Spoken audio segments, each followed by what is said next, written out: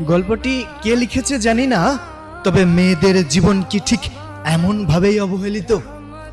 বাবা মায়ের ডিভোর্সের দিন যখন আমার মায়ের কাছে জানতে চাওয়া হলো তারা কাকে নিতে চায়, ছেলে নাকি মেয়ে, তখন দুজনেই একসাথে বলে উঠল ছেলে। বিষয়টা ছিল খুব চমকপ্রদ।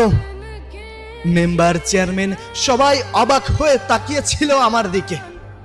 আমি তখন ছোট, সবই বুঝতাম না, কিন্তু কিছু কিছু বুঝতে শিখেছি। কেউ আমার দায়িত্ব নিতে চায় না। আমি বাবা মায়ের দিকে ফ্যাল ফ্যাল করে তাকিয়ে রইলাম, বোঝার চেষ্টা করলাম কি হচ্ছে, কি আর আমার জীবনে হতে যাচ্ছে। শেষমেশ ঠিক হলো ভাই ছোট, তাই সে থাকবে মায়ের কাছে আর আমি থাকবো বাবার কাছে। মা চলে গেলেন। যাওয়ার সময় তার মুখে ছিল তৃপ্তির হাসি, আর বাবা চলে গেলেন মুখ কালো করে। সেদিন থেকেই শুরু হলো আমার নতুন জীবন, আর সেদিন থেকেই ধীরে ধীরে মরে যেতে থাকলো আমার ছোট্ট কিশোরী মনটি। বাবা আমার দায়িত্ব দাদা দাদি চাচা আর ফুফুদের উপর চাপিয়ে দিয়ে ঢাকায় চলে গেলেন। আমি হয়ে গেলাম তাদের কাছে অবহেলিত এক বোঝা। অপমান এগুলো হয়ে উঠলো আমার জীবনের নিত্যদিনের সঙ্গী। পান থেকে চুন খসলেই শুনতে হতো, ঠিক তুই তোর মায়ের মতো হয়েছিস। খাবারের প্লেটে আমাকে প্রতিনিয়ত চোখের জল মিশিয়ে খেতে হতো।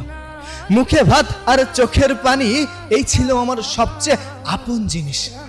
চারদিকে যখন আলো ছিল আমি শুধু তখন অন্ধকারই দেখতাম। রাতের অন্ধকারে ভয় পেয়ে কাঁদতাম, কিন্তু কেউ ছিল না আমাকে বুকে টেনে নিয়ে বলার মতো, ভয় কিসের, আমি তো আছি। দুই প্রভুর কাছে আমি ছিলাম যেন এক কাঠের পুতুল। তাদের ইচ্ছে মতো সাজাতো, নাচাতো, আবার ব্যথাও দিত। দিনের পর দিন সব বদলালেও বদলায়নি আমার ভাগ্য। আমি ছিলাম ছেলের ঘরের নাতনি, কিন্তু কদর ছিল কাজের মানুষের মতো। আর ফুপুর ছেলের জন্য ছিল তাদের অঢেল ভালোবাসা। মিথ্যা অভিযোগে কত মার খেয়েছি তার হিসাব নেই।